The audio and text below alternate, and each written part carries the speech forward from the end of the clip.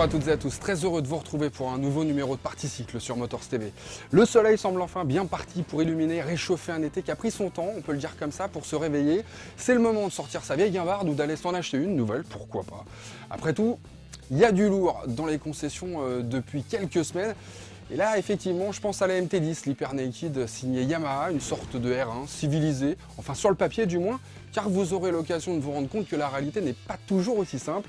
On ira la découvrir ensemble du côté d'Almeria, dans le sud de l'Espagne. On a aussi pensé aux amateurs d'anciennes, mais pas n'importe laquelle. L'Interceptor, c'est du moins comme ça qu'elle était appelée aux États-Unis, élue moto de l'année 82, vous voyez peut-être de quoi je veux parler. Exactement, la Honda VF750F avec son V4 et son cadre périmétrique en tube carré. Je ne sais pas si c'était très prudent de la mettre entre les mains d'Adrien Verane, mais on l'a fait quand même. Moins sportif, mais certainement plus pratique, le X-Stand 125 de Kymco, il est lui aussi arrivé en concession, et avec son gabarit plus compact que le Downtown et un tarif canon, on peut légitimement se demander s'il n'a pas toutes ses chances pour faire un véritable carton dans les grandes villes notamment. C'est en tout cas ce que semble penser le poisson pilote, Maya Camus, pour ne pas la citer, qui lui a fait passer le test de la jungle parisienne. Et puis pour commencer, Maya vous propose de la suivre dans les 17 tournants en vallée de Chevreuse, tout à fait, pour assister à la renaissance d'une machine quasi mythique aux yeux des jeunes permis en recherche de sensations à prix contenu, la SV650 version 2016, la réponse de Suzuki au Yamaha MT-07 et autres R6N de Kawasaki. C'est parti!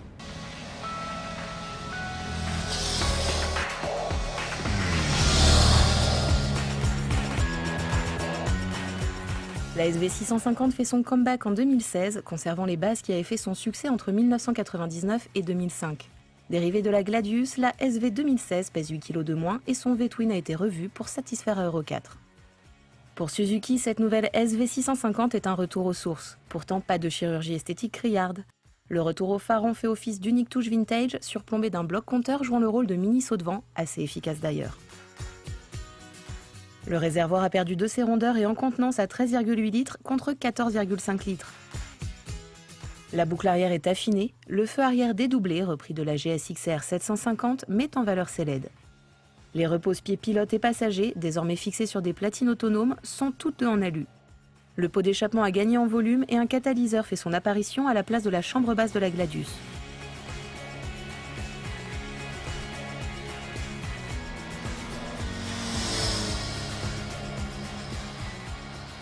Autre nouveauté sur cette SV 2016, c'est une assistance au démarrage et à l'évolution à bas régime. En fait, le régime moteur augmente très légèrement de façon automatique au moment du point d'embrayage, sans qu'on ait vraiment besoin d'accélérer. Donc ça facilite l'évolution à basse vitesse, ça facilite les démarrages, quel que soit le rapport d'ailleurs. C'est une question de régime en fait. Ça rend le moteur vraiment très, très souple et agréable à utiliser en ville. On n'a pas d'à-coups. Et pour les débutants, ça permet de pas caler. Enfin, c'est une petite solution qui devrait aider tous les novices. Et bien sûr, plus question de débrayer à la mise en route comme c'était la tradition chez Suzuki.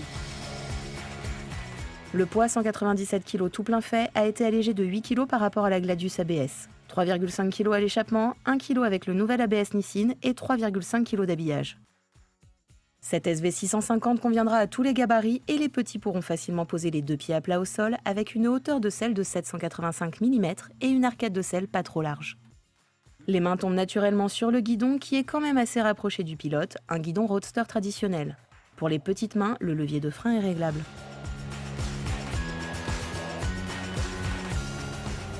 Donc une petite moto facile à appréhender, facile à maîtriser. Vraiment le poids n'est pas un souci, même à basse vitesse. Elle est très maniable avec un assez bon rayon de braquage. Sur route, on apprécie sa stabilité. Question confort, eh bien, on aime beaucoup l'épaisseur de la selle. La suspension plutôt ferme à l'arrière contribue à la rigueur de l'ensemble. Maintenant, c'est pas non plus une sportive.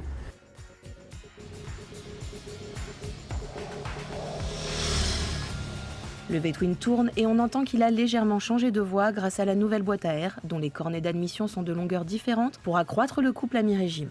Le valeureux V-twin à 90 degrés de 645 cm3 accueille 60 nouvelles pièces par rapport à celui de la Gladius, qui équipe toujours par ailleurs la V-Strom 650. Si la cylindrée, les codes d'alésage et de course et le taux de compression n'ont pas changé, la puissance maxi offre 4 chevaux de plus. Soit 76 chevaux à 8500 tours minute pour un couple de 64 Nm à 8100 tours minute.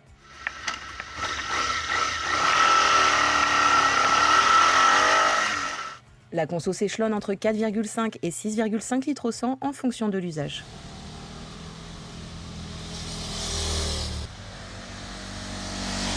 Alors il conserve son caractère enjoué, avec un petit peu plus de couple à mi-régime. Toutefois, ce couple est maintenant placé un petit peu plus haut, donc on n'utilise pas trop souvent la boîte de vitesse parce que le moteur reste assez souple. Mais c'est agréable de passer ces vitesses, la boîte n'est vraiment pas récalcitrante. Le frein arrière est bien efficace, même peut-être un petit peu trop par rapport à la qualité des pneus, parce que c'est des Dunlop d'ancienne génération et on n'apprécie pas franchement leur grippe sur le mouillé, surtout sur le sec, ça va encore. On a un frein avant dont le feeling n'est pas forcément extraordinaire. On aurait aimé un petit peu plus de mordant peut-être, mais niveau puissance et qualité générale du freinage, c'est plutôt très correct.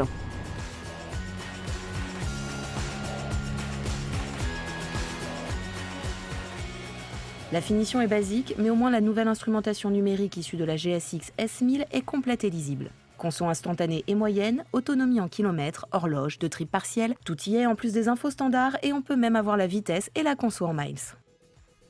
Suzuki n'a assurément pas eu une mauvaise idée en remplaçant la Gladius par une SV revue et corrigée. Les bases étaient bonnes et ce millésime 2016 signe une 4e génération qui met en valeur les qualités intrinsèques du modèle. Elle fera une très bonne base de personnalisation et d'ailleurs plusieurs versions sont prévues, Scrambler, Sport et Café Racer. Il faudra alors dépenser quelques euros de plus à son tarif standard de 6 599 €, aligné sur ceux des concurrentes Kawasaki ER6 et MT-07 ABS.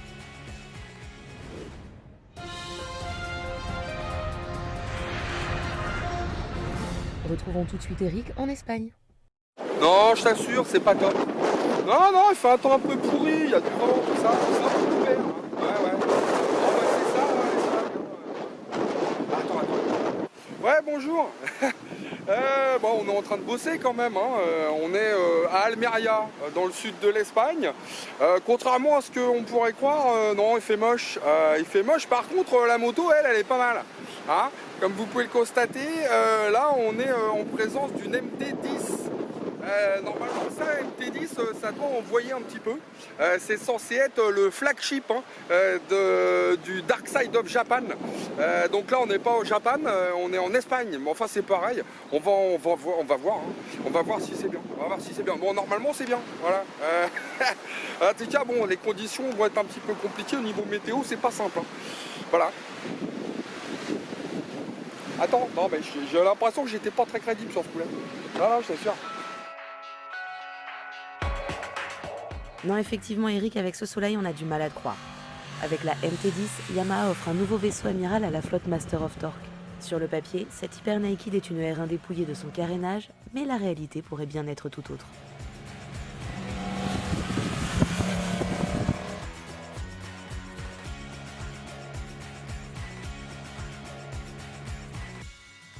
Quand Yamaha nous a invités à rencontrer le nouveau général de son armée de MT, on s'est empressé de répondre présent. Et première grosse surprise, elle est sacrément confortable cette MT-10 pour un Street Fighter. La position de conduite est plutôt cool, on est plutôt encastré dans la moto que sur les avant-bras et on ressent une certaine souplesse générale. On a manifestement cherché à la rendre plus confortable que la Super Sport dont elle dérive.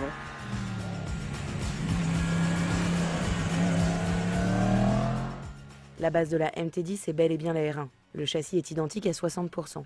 On trouve le même cadre Delta Box, légèrement revu pour plus d'élasticité. Le bras oscillant type treillis en aluminium est lui aussi pratiquement identique à celui de l'Hypersport, comme les suspensions. On retrouve la même fourche inversée de 43 mm de diamètre à cartouche KYB au débattement de 120 mm. En revanche, les réglages sont différents. Souple en début de charge, elle devient plus rigide lors de plus grandes contraintes. À l'arrière, on trouve aussi du KYB entièrement réglable. En revanche, le tableau de bord, même s'il est très complet, n'est pas aussi évolué que celui de la R1. Il est plus proche de celui d'une MT-09.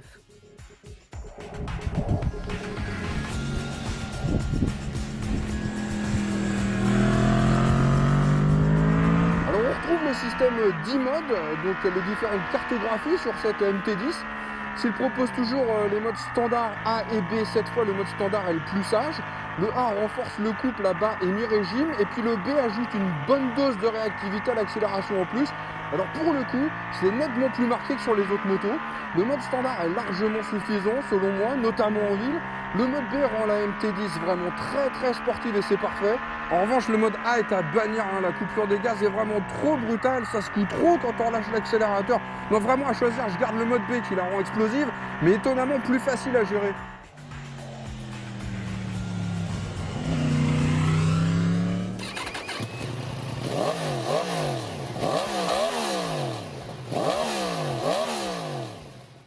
Pour juguler les ardeurs du 4 cylindres en ligne cross-plane de 998 cm3, issu de la R1, mais revu pour obtenir plus de couple à bas et mi-régime, Yamaha n'a pas lésiné sur les moyens.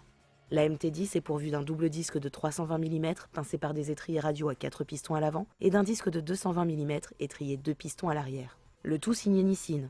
Elle est aussi dotée d'un contrôle de traction TCS réglable sur 3 niveaux d'intervention totalement déconnectable et d'un embrayage anti-dribble quasi identique à celui de la R1 qui maîtrise la roue arrière à la décélération. Plus surprenant, la MT10 dispose d'un régulateur de vitesse réglable via le commodo gauche.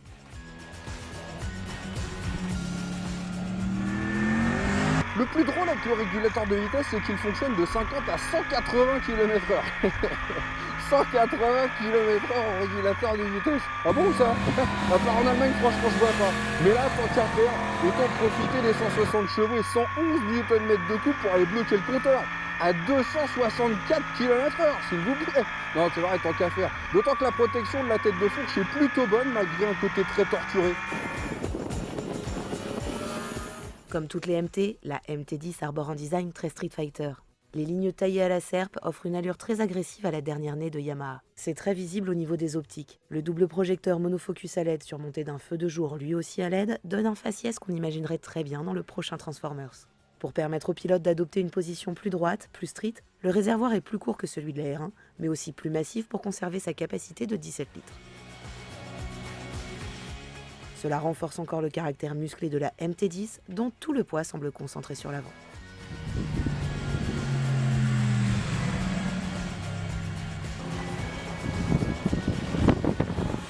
Cette MT10 a un train avant incroyable et en plus elle est bien chaussée en Batlax S20.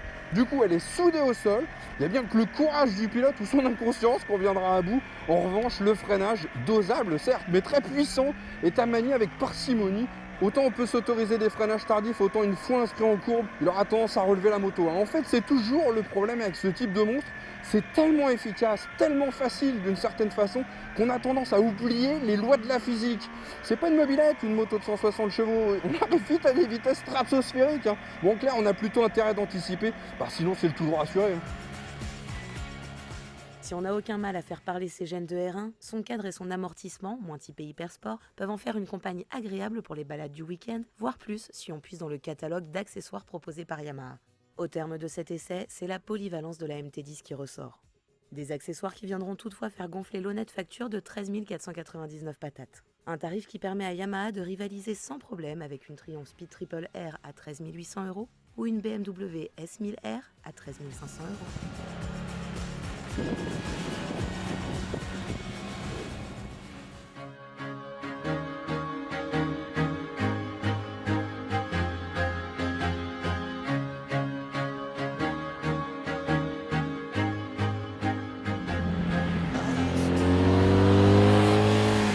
Honda n'est jamais meilleure que dans la démonstration technologique. Plus sophistiquée, plus élaborée, la marque s'est souvent illustrée par des technologies nouvelles et onéreuses. En 1982, Honda inaugure un schéma moteur inhabituel et complexe, le V4. Cette nouvelle motorisation est présentée avec un roadster et un custom, des motos plutôt touring sans une once de sportivité.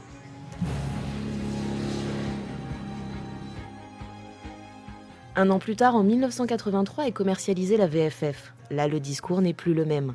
Le V4 est mis à la sauce sportive avec une débauche technologique incroyable. Moteur V4 à double radiateur, près de 90 chevaux à 10 000 tours, cadre périmétrique en tube carré façon Grand Prix, bras oscillants en alu et mono-amortisseur, jambes dorées de 16 pouces et une gueule très innovante. Quelques détails fleurent la moto d'endurance, comme le robinet d'essence façon Van Zenith dans le flanc gauche du réservoir. Admirez les platines de repose-pied allégées. La moto est fine, sa ligne élancée et dynamique. Avant même d'être essayée, la VFF est élue moto de l'année, c'est dire si elle impressionne. Aujourd'hui, l'esthétique de la VFF est vraiment datée années 80. Le phare carré, la fourche équipée d'un système anti-plongée, mais aussi le petit sabot sous le moteur sont des éléments de style typiques de cette époque. Les instruments à indication orange ont les aiguilles tournées vers le sol. Au démarrage, le bruit du V4 est inhabituel, surtout à l'époque. Un ronronnement avec peu d'inertie et l'aiguille qui s'envole.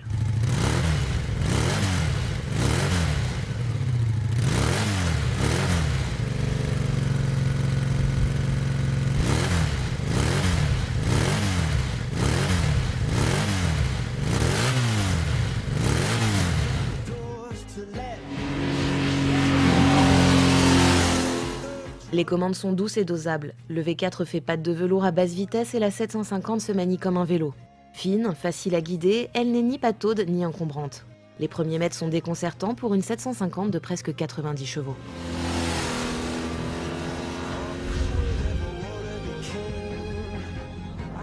La poussée s'accentue jusqu'à la zone rouge, l'accélération est continue sans aucune perte de puissance, comme si la plage d'utilisation s'étendait sur 8000 tours de 2000 à 10 000. En plus, à haut régime, le bruit du V4 se change en turbine comme pour vous encourager à profiter de sa sublime allonge. Tout est facile avec la VFF, le moteur tracte quel que soit le régime. Le freinage est puissant, la moto s'écrase sur la petite roue avant et les entrées en courbe se font en un éclair. La jante de 16 pouces efface le poids, les suspensions avalent tout et offrent une superbe stabilité. Cette Honda conjugue les opposés. Agile et stable, puissante mais douce, rapide mais peu exigeante, elle surprend sur tous les plans. Pourtant, des petits défauts de métallurgie vont entacher la réputation de la machine, et même si Honda réagit très vite et corrige le tir avec des arbres à cames changés en garantie, le mal est fait. La VFF n'aura pas le succès qu'elle mérite, et il faudra attendre le VFR 750 en 85 pour que la démonstration soit totale. En effet, après la VFF, toutes les déclinaisons du V4 sont devenues des références. VFR, RC30, RC45, l'arbre généalogique sportif du V4 est devenu un des plus importants de la famille Honda et la VFF en est la source. Alors pour goûter à la devancière, dépêchez-vous d'en trouver une car il y en a eu finalement peu. Et puis c'est une belle moto illustrant à merveille l'esprit Honda des années 80.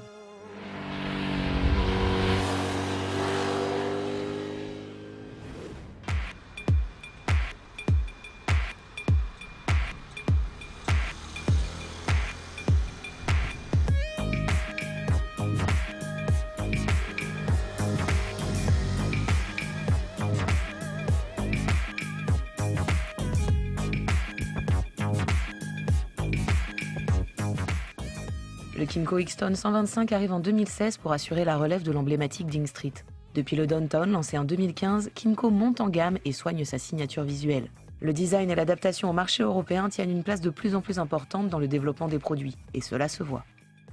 Ce GT compact est un parfait urbain dont la partie cycle joue très bien le compromis de la vivacité et de la stabilité, avec une jante de 14 à l'avant et 13 à l'arrière sur un empattement moyen. Le X-Tone hérite du châssis rigoureux du Ding Street avec quelques évolutions pour un poids de 177 kg à sec. Le monocylindre à refroidissement liquide, 4 soupapes, développant 14,3 chevaux et 11,2 Nm signe une toute nouvelle génération, même si certaines pièces sont reprises de son aïeul. Injection, refroidissement, lubrification, variateur, transmission, tout a été retravaillé non seulement pour satisfaire à Euro 4, mais aussi pour améliorer l'efficacité par la réduction des frictions et la souplesse de fonctionnement, ainsi que la fiabilité. La vidange est préconisée tous les 5000 km et le changement de courroie tous les 20 000.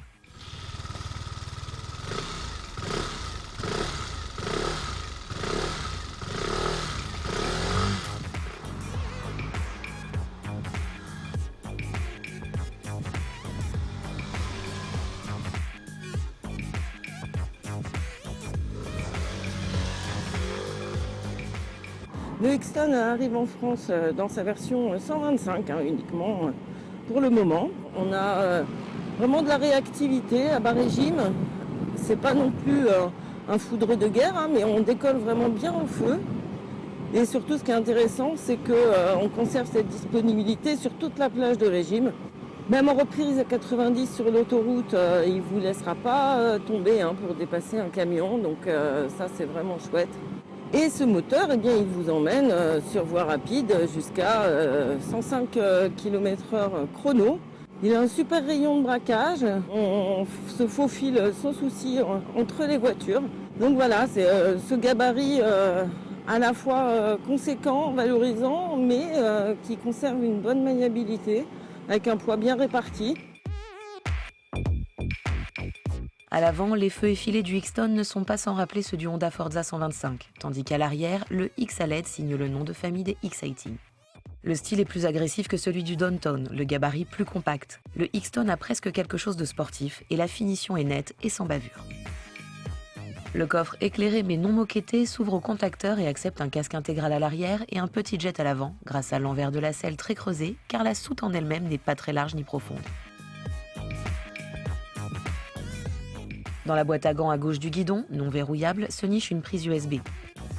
Côté protection, les jambes et le bassin profitent d'un tablier assez large, ce qui n'est pas le cas du pare-brise fixe, qui préservera bien les petits gabarits, moins les plus grands.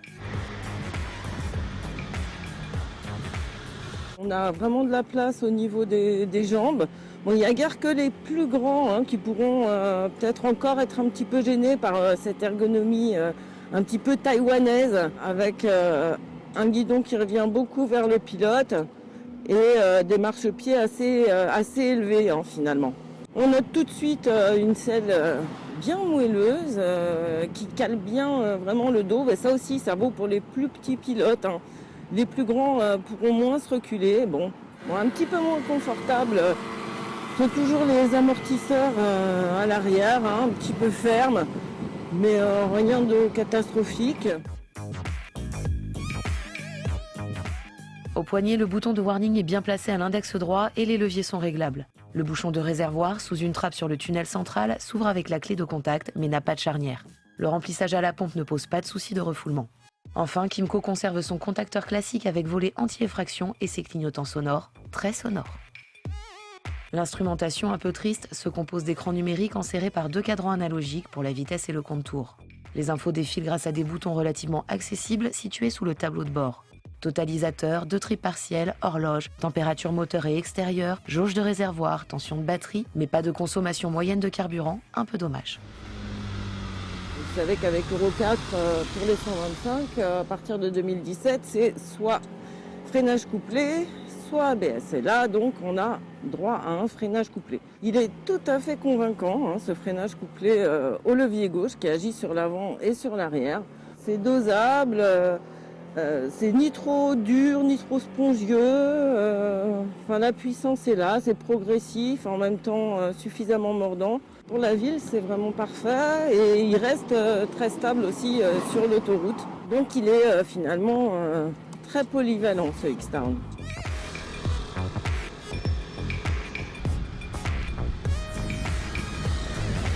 Un GT urbain, un tantinet sportif, performant, bien fini, valorisant et suffisamment pratique et protecteur pour un tarif de lancement à 3 499 €, puis 3 699 €. Le Xton remplace avec brio le Ding Street, à tel point que l'on se demande même s'il ne pourrait pas faire de l'ombre au leader du segment. C'est la fin de Partie Cycle sur Motors TV, enfin jusqu'au mois prochain. Et puis si vous avez manqué le début, je vous rappelle que cette émission sera rediffusée plein de fois. En attendant, si vous en voulez plus, motorlife.tv bien sûr, ou motoservice.com pour ceux qui préfèrent lire. Il y en a encore. Allez, bye. C'est quoi ces bruits ?